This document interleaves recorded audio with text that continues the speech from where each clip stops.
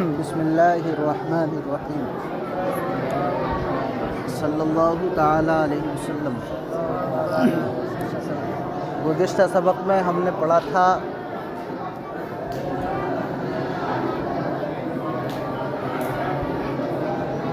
عام غیر مخصوص منہ البعث کی آخری مثال کو۔ کیا تھی آخری مثال؟ وَأُمَّهَاتُكُمُ اللَّاتِي أَرْضَعْنَكُمْ۔ پوری آیت کیا ہے؟ حرمت علیکم امہاتکم اللاتী ارضعنکم، حرام کی گئیں تم پر تمہاری وہ مائیں جنہوں نے تمہیں دودھ پلایا۔ ہم نے بتایا تھا امام شافعی کے نزدیک ایک روایت میں ہے 3 مرتبہ دودھ پلانے سے حرمت ثابت ہوگی، ایک روایت میں ہے 5 مرتبہ دودھ پلانے سے حرمت ثابت ہوگی، اور اس میں یہ نہیں ہے کہ تھوڑا تھوڑا ایک ایک گھونٹ دودھ پلایا، بلکہ ایک بار میں جتنا پی لے۔ دلیل کیا تھی؟ حضرت عائشہ کی روایت لا تحرموا المسۃ ولا المسۃان ولا الاملاجۃ ولا الاملاجتان، ام فضل کی روایت۔ ہم نے بتایا تھا کہ مسہ یہ بچے کا فعل ہے اور املاجہ یہ عورت کا فعل ہے، یعنی بچہ 1-2 مرتبہ چسکی مار لے تو حرمت ثابت نہیں ہوتی، یا عورت 1-2 مرتبہ پستان منہ میں بچے کے داخل کر دے تب بھی حرمت ثابت نہیں ہوگی۔ امام شافعی پر ہماری دلیل یہ تھی کہ حرمت علیکم امہاتکم اللاتی ارضعنکم، تم پر حرام کی گئیں تمہاری وہ مائیں جنہوں نے تمہیں دودھ پلایا۔ ارضعنا یہ عام ہے، تمام کو شامل ہے، اس میں کوئی تخصیص نہیں ہے کہ تھوڑا پلایا ہو یا زیادہ، بلکہ اگر تھوڑا بھی پلایا ہو تب بھی حرمت ثابت ہوگی، مرضعہ کی حرمت، یعنی اگر اس نے تھوڑا بھی دودھ پی لیا تو وہ عورت اس بچے پر ہمیشہ کے لیے حرام ہو جائے گی۔ ٹھیک ہے، مسئلہ سمجھ میں آیا تھا؟ اب یہاں سے دیکھیں، امام شافعی کی دلیل کا جواب دیا تھا کہ دیکھیں یہ کتاب اللہ کا پیدا کیا ہے اس کا، جس نے دودھ پلایا ہے، جس نے پیدا کیا ہے اس نے دودھ نہیں پلایا، دوسری نے ہاں یہ بھی حرام ہے۔ ہاں، دودھ پلانے والی بھی حرام، وہ تو ہے ہی حرام جس نے پیدا کیا ہے، اور جس نے دودھ پلایا ہے اگرچہ ایک ہی بار پلایا ہو وہ بھی حرام ہو جائے گی، امام اعظم ابو حنیفہ رضی اللہ تعالی عنہ کے نزدیک۔ سمجھ گئے؟ اس کی بیٹی سے نکاح کر سکتی ہے؟ نہیں، جب وہ حرام ہو گئی تو اس کے اصول و فروع بھی حرام ہو گئے، اس کی اولاد اس بچے کے رضائی بھائی بہن بنیں گے، نہیں کر سکتے۔ کون کہہ رہا ہے کر سکتے ہیں؟ شریعت اسلامیہ میں اصول و فروع بھی اس کے حرام ہو گئے، اس کے بھائی بہن سے نکاح نہیں ہو سکتا۔ ٹھیک ہے، مسئلہ یہ ہے شریعت کا۔ اس کا جواب ہم نے دیا تھا کہ دیکھیں ارضعنکم یہ کتاب اللہ کا لفظ عام ہے۔ کیا ہے؟ پہلے ہم نے قاعدہ بیان کر دیا، کتاب اللہ کے لفظ عام پر عمل کرنا واجب ہے، یہ خاص کے منزلے میں ہے، قطعی اور یقینی طور پر اس پر عمل کرنا واجب ہوگا۔ اگر اس کے مقابلے میں خبر واحد یا قیاس آ جائے اور تطبیق کرنے کی صورت نہ بنے تو اب کتاب اللہ پہ عمل کیا جائے گا، خبر واحد یا قیاس کو چھوڑ دیا جائے گا۔ لہٰذا کتاب اللہ یہ یقینی ہے اور خبر واحد یہ ظنی ہے، اور ظنی سے کتاب اللہ پہ زیادتی جائز نہیں ہے، لہذا اب یہاں پر ان دونوں حدیثوں کو چھوڑ دیا جائے گا اور کتاب اللہ پہ فرماتے ہیں آگے وَأَمَّا الْعَامُ الَّذِي خُصَّ عَنْهُ الْبَعْضُ فَحُكْمُهُ أَنَّهُ يَجِبُ الْعَمَلُ بِهِ فِي الْبَاقِي مَعَ الِاحْتِمَالِ فَإِذَا قَامَ الدَّلِيلُ عَلَى تَخْصِيصِ الْبَاقِي يَجُوزُ تَخْصِيصُهُ بِخَبْرِ الْوَاحِدِ بِالْقِيَاسِ إِلَى أَنْ يَبْقَى الثَّلَاثُ وبعد ذلك لا يجوز تخصيصه فيجب العمل به۔ یہاں تک تو عام غیر مخصوص منہ البعض کی بحث تھی، اب یہاں سے عام مخصوص البعض کی بحث چل رہی ہے۔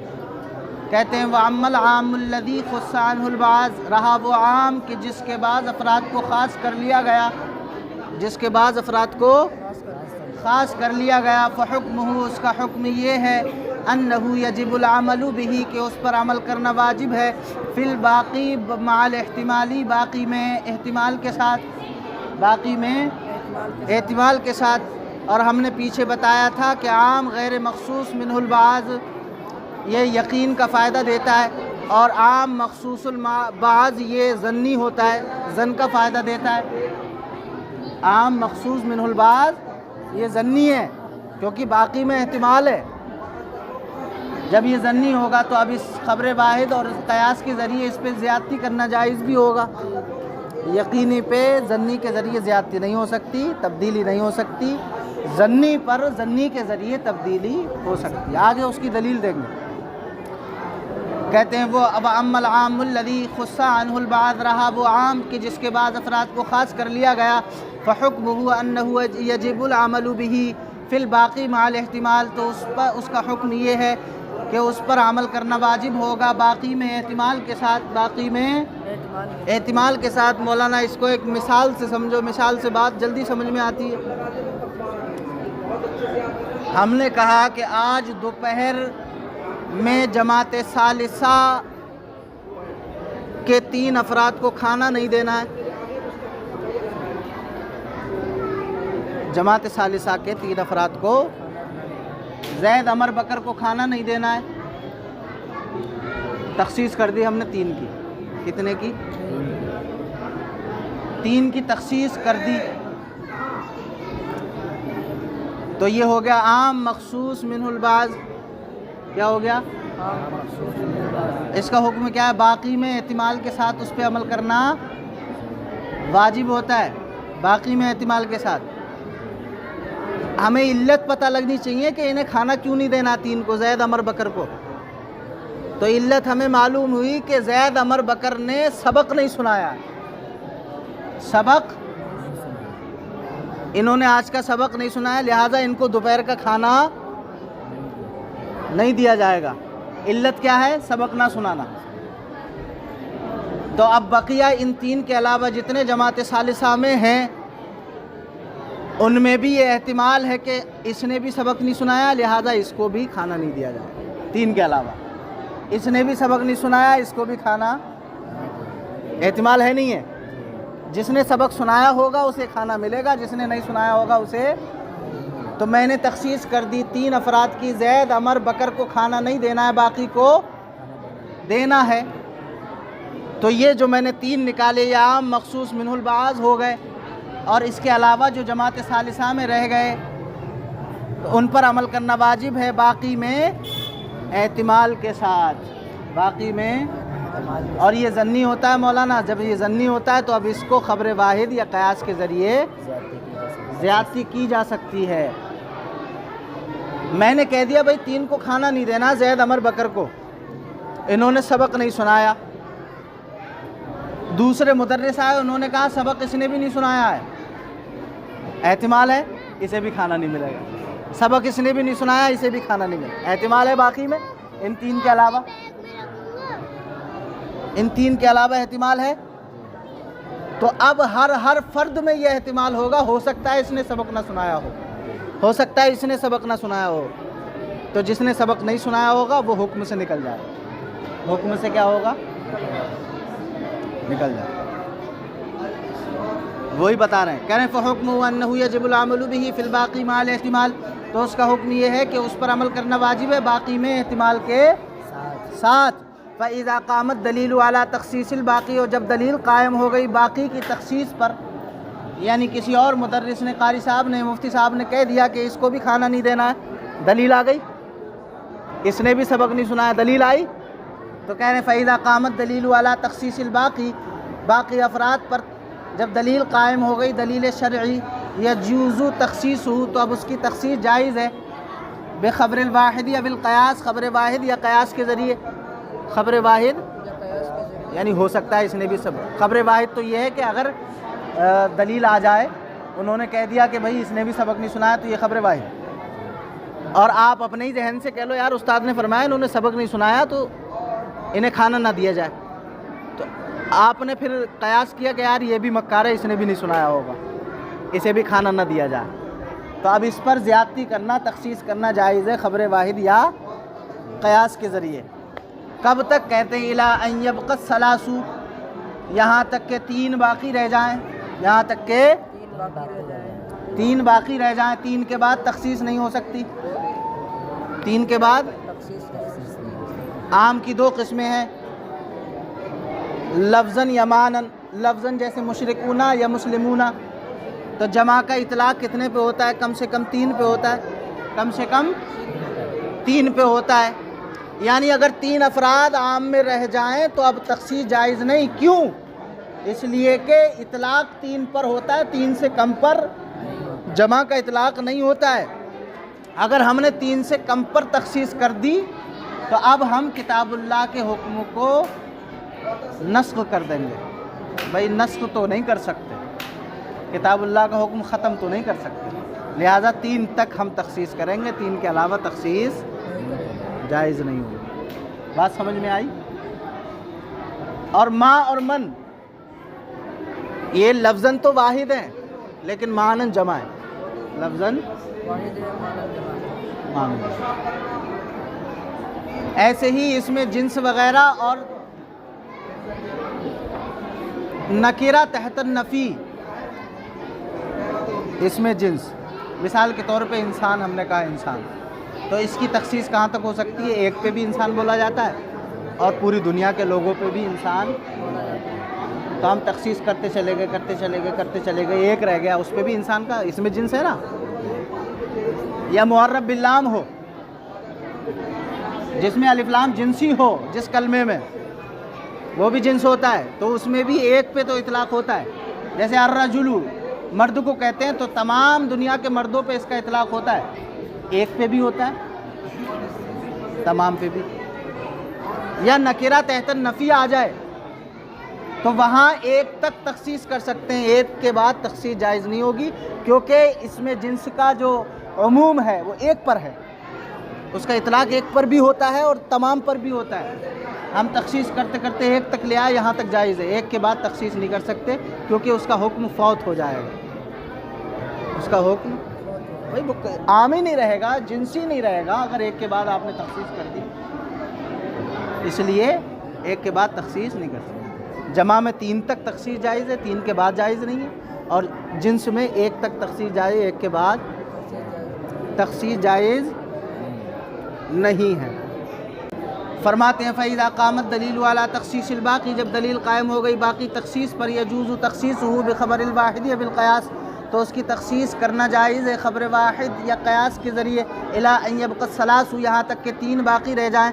وَبَعْدَ ذَلِكَ, 3 کی بقا پر تخصیص جائز نہیں ہوگی. 3 کے بعد لا يجوز تخصیص ہو, تخصیص جائز نہیں ہوگی. فیجب العمل بہ, تو اس پہ عمل کرنا واجب ہوگا.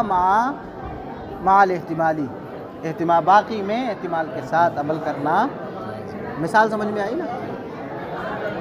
فرماتے ہیں وَإِنَّمَا جَازَ ذَلِكَ لِأَنَّ الْمُخَصِّص الَّذِي أَخْرَجَ الْبَعْضَ عَنِ الْجُمْلَةِ, اس لیے کہ یہ جائز اس لیے ہے. وَإِنَّمَا جَازَ ذَلِكَ, یہ تخصیص کرنا خبر واحد یا قیاس کے ذریعے اس لیے جائز ہے. کس لیے جائز ہے؟ لِأَنَّ الْمُخَصِّص, اس لیے کہ وہ مخصص, تخصیص کرنے والا, چاہے مخصص آیت ہو یا حدیث ہو, حدیث مشہور ہو یا اجماع ہو. اجماع کا قول نیچے بین السطور میں دے رہے ہیں. ای الدلیل المخصص من الآیتی او حدیث مشہور و اجماع, چاہے وہ مخصص تخصیص کرنے والا قرآن کی آیت ہو یا حدیث مشہور ہو یا کیا ہو, اجماع کا. کہتے ہیں یہ اس لیے جائز ہے لأن المخصص الذي اخرج البعض عن الجملة, اس لیے کہ وہ مخصص جس نے بعض کو جملہ افراد سے نکالا ہے, جس نے بعض کو جملہ افراد سے نکالا ہے. لو اخرج بعضا مجھولا, اگر بعض مجھول کو نکالا ہے, اگر بعض مجہول کو نکالا ہے لا یثبت اگر بعض مجہول کو نکالا ہے یثبت الاحتمال فی کل فرد معین، تو ہر فرد میں احتمال ثابت ہوگا، ہر فرد میں احتمال ثابت ہوگا۔ میں نے کہا بھئی 3 لوگوں کو کھانا نہیں دینا ہے جماعت ثالثہ کے، میں نے ذکر نہیں کیا کس کس کو نہیں دینا ہے، علت بتا دی کہ بھئی انہوں نے جنہوں نے سبق نہیں سنایا 3 نے، ان کو کھانا نہیں دینا ہے۔ تو اب ہر بندے میں، ہر فرد میں احتمال رہے گا کہ ہو سکتا ہے اس نے بھی سبق نہ سنایا ہو، اسے بھی کھانا نہ دیا جائے، اس نے بھی نہ سنایا ہو، اسے بھی کھانا نہ دیا جائے، اس نے بھی نہ سنایا ہو، اسے بھی کھانا نہ دیا، احتمال رہے گا۔ کہتے ہیں اس لیے کہ مخصص اگر اس نے بعض افراد کو جملہ افراد سے نکالا ہے، لو اخرج بعضا مجھولا، اگر بعض مجھول افراد کو، غیر معین افراد کو نکالا ہے، یثبت الاحتمال فی کل فرد معین، تو اب ہر فرد میں، عام کے ہر فرد میں احتمال ثابت ہوگا، احتمال نکلنے کا احتمال ثابت ہوگا۔ کہتے ہیں فجازہ ان یکون باقیا تحت حکم العام، تو جائز ہے کہ یہ کہ وہ حکم عام کے تحت باقی ہوں، یہ بھی جائز ہے۔ وجازہ ان یکون داخلا تحت دلیل الخصوص، اور یہ بھی جائز ہے کہ وہ دلیل خصوص کے تحت داخل ہوں۔ فاستوت طرفانی، تو اب دونوں طرف برابر ہوں گی، فی حق المعینی، معین کے حق میں دونوں طرف برابر ہوں گی، دونوں طرف کیا ہوں گی؟ ہم نے کہا بھائی 3 آدمیوں کو کھانا نہیں دینا ہے، علت بتا دی، انہوں نے سبق نہیں سنایا، تو اب 3 کے علاوہ جتنے جماعت ثالثہ میں بچے، ہر فرد میں یہ احتمال ہوگا کہ اس نے بھی سبق نہیں سنایا ہوگا، لہٰذا یہ دلیل کے تحت داخل ہوگا۔ یہ بھی احتمال ہوگا کہ اس نے سبق سنایا ہے، یہ عام کے تحت داخل ہوگا، اس کو بھی کھانا دیا جائے، یعنی یہ بھی احتمال ہوگا کہ اس نے ہو سکتا ہے سبق نہ سنایا ہو، اسے بھی کھانا نہ دیا جائے، اور یہ بھی احتمال ہوگا کہ اس نے سبق سنا دیا ہوگا، لہٰذا اس کو کھانا دیا جائے گا، دونوں احتمال ہوں گے۔ وہی بتا رہے ہیں، کہہ لیں لأن المخصص الذي اخرج البعض عن الجملة، اس لیے کہ وہ مخصص اگر اس نے بعض کو جملہ افراد سے نکالا ہے، لو اخرج بعضا مجھولا، تو اگر وہ بعض مجھول افراد کو نکالا ہے، غیر معین افراد کو نکالا ہے، یثبت الاحتمال فی کل فرد معین، تو ہر فرد معین میں احتمال ثابت ہوگا۔ فجاز ان یکون باقیا تحت حکم العام، تو جائز ہے کہ وہ فرد جو ہے حکم عام کے تحت باقی ہو، یعنی یہ بھی ہو سکتا ہے حکم عام کے تحت باقی ہو کہ اس نے سبق سنا دیا، اسے کھانا ملے گا۔ وجاز ان یکون داخلا تحت دلیل الخصوص، اور یہ بھی جائز ہے کہ وہ داخل ہو دلیل خصوص کے تحت، دلیل خصوص کے، یہ بھی یعنی یہ بھی احتمال ہو سکتا ہے کہ اسے بھی کھانا نہ دیا جائے، اس نے بھی سبق، ہو سکتا ہے اس نے بھی سبق نہ سنایا جائے، اسے بھی، تو عام کے تحت بھی داخل ہوگا اور دلیل خصوص کے تحت بھی داخل ہو سکتا ہے، دونوں احتمال۔ فاستوت طرفین، تو دونوں طرفیں برابر ہوں گی۔ کہتے ہیں فَإِذَا قَامَتْ دلیل الشرعی، اور جب دلیل شرعی قائم ہو گئی عَلَىٰ أَنَّهُ مِن جُمْلَةٍ، یعنی فرد معین پر دلیل شرعی ثابت ہو گئی جملہ افراد میں سے کسی فرد معین پر دلیل ثابت ہو گئی، ما دخل تحت دلیل الخصوص، تو اب یہ فرد معین دلیل خصوص کے تحت داخل ہوگا، ترجح جانب تخصیص ہی، تو اب اس کی جانب تخصیص راجح ہوگی، اس کی جانب تخصیص راجح ہوگی، یعنی اگر دلیل شرعی اس بات پہ ثابت ہو گئی کہ ان 3 کے علاوہ اس نے بھی سبق نہیں سنایا ہے، لہٰذا اسے بھی کھانا نہیں دیا جائے، تو اگر دلیل شرعی قائم ہو گئی اس بات، اس فرد معین پر بھی جملہ افراد میں سے، تو کہہ رہے ہیں ما تحت دلیل خصوص، تو اب وہ دلیل خصوص کے تحت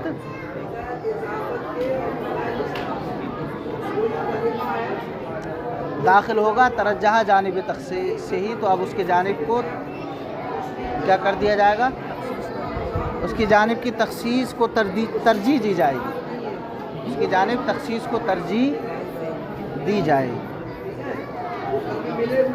دلیل خصوص کے تحت داخل ہوگا تو ظاہر ہے کہ وہ دلیل خصوص کے جب تحت داخل ہو رہا ہے تو اس کو بھی کھانا نہیں ملے گا، دلیل آ گئی۔ بات سمجھ میں آئی؟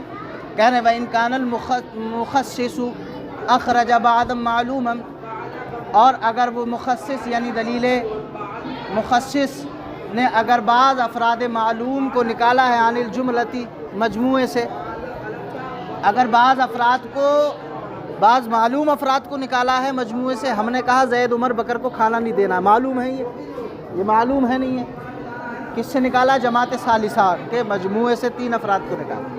کہتے ہیں وَإِنْ كَانَ الْمُخَصِّصُ أَخْرَجَ بَعْضًا مَعْلُومًا، اس لیے کہ اگر وہ دلیل مخصص نے نکالا ہے بعض معلوم افراد کو عن الجملتی جو مجموعے سے، جاز ان یکون معلولا بعلت موجودۃ فی هذا الفرد المعین، تو اب یہ ایسی علت کی وجہ سے معلول ہوگا جو فرد معین میں موجود ہے، جو اس فرد معین میں موجود ہے، لہٰذا یہ معلول ہوگا ایسی علت کی وجہ سے جو اس فرد معین میں داخل ہے، موجود ہے۔ بعض معلوم افراد کو نکالا جملے سے، تو وہ بعض افراد داخل ہوں گے کس کے تحت؟ دلیل کے تحت، یعنی وہ معلول ہوں گے بعض افراد ایسی علت کی وجہ سے جو اس فرد معین میں موجود ہے، یعنی جو ان 3 میں زید عمر بکر میں جو دلیل موجود ہے، جو علت موجود ہے کہ انہیں کھانا نہیں دینا، کیوں؟ انہوں نے سبق نہیں سنایا، سبق نہ سنانا یہ علت ہے۔ کہتے ہیں جو افراد معلوم افراد کو جو نکالا ہے تو جائز ہے کہ یہ معلول ہوں گے ایسی علت کی وجہ سے جو اس فرد معین میں موجود ہے، جو علت ان میں موجود ہے تو یہ اس کے ساتھ علت کی وجہ سے کیا ہوں گے؟ معلول ہوں گے، لہٰذا انہیں کھانا نہیں ملے گا۔ سمجھ میں آئی؟ کہتے جازا ان یکون معلولا بعلت موجودۃ فی ھذا الفرد المعین، اور یہ بعض افراد جو نکالے گئے ہیں جملے سے یہ معلول ہوں گے بعلت ایسی علت کی وجہ سے موجودۃ جو موجود ہے فی ھذا الفرد المعین، اس فرد معین میں، ٹھیک ہے۔ کہتے ہیں فاذا قامت دلیل الشرعی، اور جب دلیل شرعی قائم ہو گئی علی وجود تلک العلت، اس علت کے وجود پر، فی غیر ھذا الفرد المعین، اس فرد معین کے علاوہ میں، اس فرد معین کے علاوہ میں اگر دلیل شرعی اس علت کے وجود پر قائم ہو گئی، ترجحہ جہتی تخصیص ہی، تو اب اس کی تخصیص کی جہت کو ترجیح دی جائے گی۔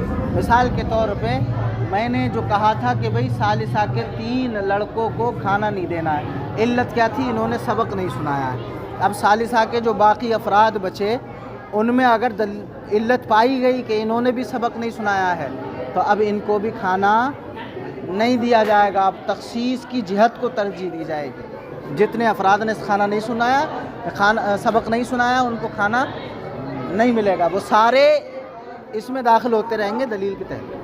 کہتے ہیں فَإِذَا قَامَتْ دَلِيلُ الشَّرْعِيُّ عَلَى وُجُودِ تِلْكَ الْعِلَّةِ، تو اب جب دلیل شرعی قائم ہو گئی اس علت کے وجود پر، فی غیر ھذا الفرد المعین، اس فرد معین کے علاوہ میں، ترجحہ جہتی تخصیص ہی، تو اب اس کی تخصیص کی جہت کو ترجیح دی جائے گی، فَيَعْمَلُ بِهِ، تو اس پہ عمل کیا جائے گا، مع وجود الاحتمال، باقی کے احتمال کے وجود کے ساتھ، باقی میں احتمال کے بعد جماعت ثالثہ کے 3 فردوں کے علاوہ جو فرد بچے ہیں ان ہر ایک میں احتمال ہوگا اس علت کا کہ ہو سکتا ہے اس نے بھی سبق نہ سنایا، ہو سکتا ہے اس نے بھی سبق نہ سنایا، ہو سکتا ہے اس نے بھی، تو اس پہ عمل کرنا تو واجب ہوگا، لیکن باقی میں احتمال کے وجود کے ساتھ اگر دلیل پالی گئی، احتمال پا لیا گیا تو اس کو بھی الگ کر دیا جائے گا، اس کو بھی کھانا نہیں دیا جائے گا۔ یہ ظنی ہوتا ہے، ہم نے بتایا کہ ظنی کے ذریعے ظنی کی زیادتی کی جا سکتی ہے، اس کی تبدیلی کی جا سکتی ہے، اور عام غیر مخصوص البعض وہ قطعی الدلالت ہوتا ہے، اس میں خبر واحد کے ذریعے تخصیص نہیں کی جائے گی۔ عام مخصوص منہ البعض یہ ظنی ہوتا ہے، اس میں خبر واحد یا قیاس کے ذریعے تخصیص کر دی۔ ٹھیک ہے، ٹھیک ہے، بس اتنا ہی۔